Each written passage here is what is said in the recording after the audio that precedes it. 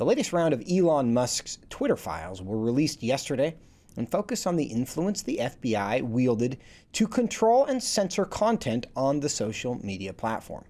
According to the release, throughout 2020, the FBI repeatedly met with Twitter's head of trust and safety, encouraging him to dismiss reports of Hunter Biden's laptop as Russian misinformation.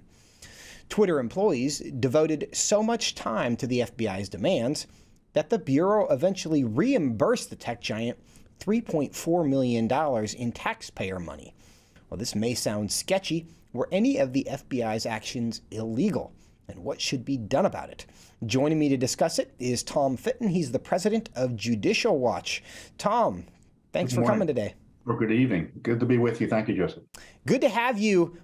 In your opinion, as you've monitored this story, what's the most significant part of the Twitter files as it relates to the FBI? The FBI was abusing its authority to target and abuse the First Amendment rights of American citizens.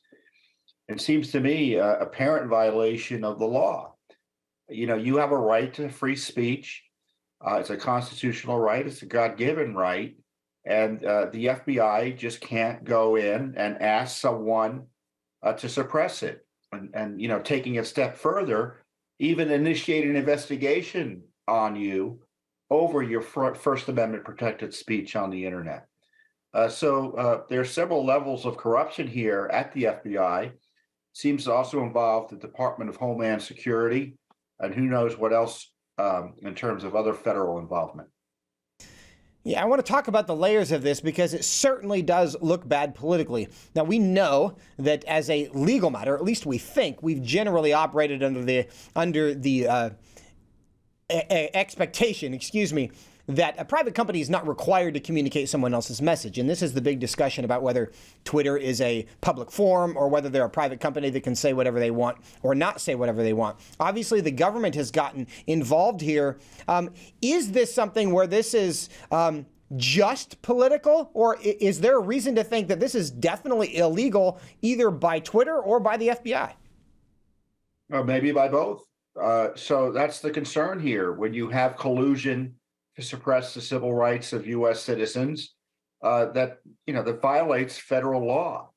And on top of that, you had targeting of citizen speech based on their discussions related to election issues. So you had suppression of the Hunter laptop story. You had the FBI targeting U.S. citizens over their material that they were posting about election disputes. So on top of the suppression of civil rights, you had potential election interference. And, for instance, Twitter had told the FEC that they weren't colluding with the political campaign of Joe Biden or anything like that. The documents suggest otherwise. Yeah, and one of the more interesting revelations, at least to me, is the revelation that the FBI paid Twitter $3.4 million, essentially as reimbursement for employee time.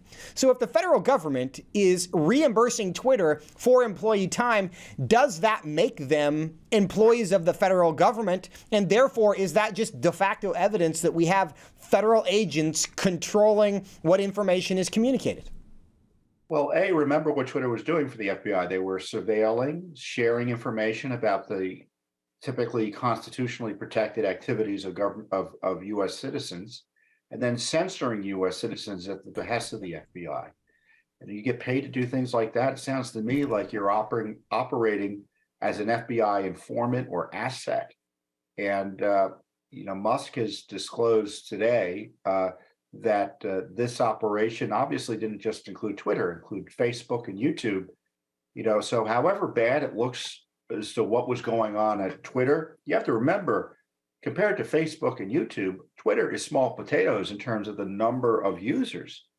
So I have a feeling this scandal is going to blow up like a mushroom cloud when we get the documents, and we will get the documents. Somehow the documents will come out either through FOIA or through congressional investigations as to what type of activity was going on with Facebook and YouTube in terms of censoring and directing speech be targeted for censorship.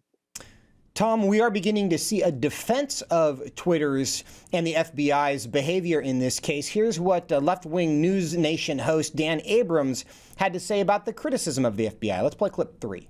Criticizing the FBI is different from suggesting they were politicized and rooting for one team. The FBI has never, ever had a director as a Democrat throughout history. They've all been Republicans. So this bizarre and, in my view, anti-law enforcement effort to undermine the FBI appears to be falling flat. So, Tom, what's your response to this idea that the FBI has always had Republican leadership, therefore it couldn't possibly be doing what is being suggested here? Well, he's misleading folks, because he's pretending that Republican partisanship means that your ideology would lead you to support conservative speech. And that's not always the case. I mean, you see this now with the fights on the Hill. You have some Republicans who don't like conservative approaches to public policy issues. You have battles. We're going to have a primary battle, and as we had in 2016, we're going to have another one in 2020 between President Trump and other members of the Republican Party.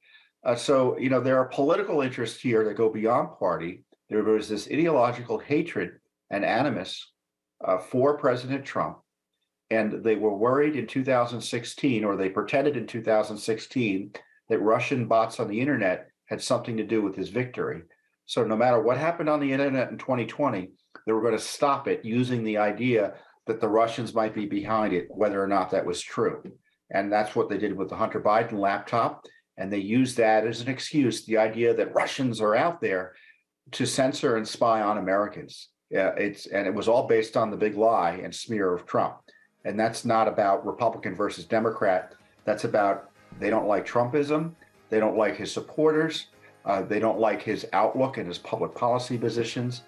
And as on some issues, the Republicans aren't comfortable on debates about LGBT rights, the transgender extremism that we're talking about, COVID, things like that. So it's conservative versus the establishment. I think that's the way you got to think about it. Tom Fitton, Judicial Watch, thanks so much for your time. You're welcome, Jeff.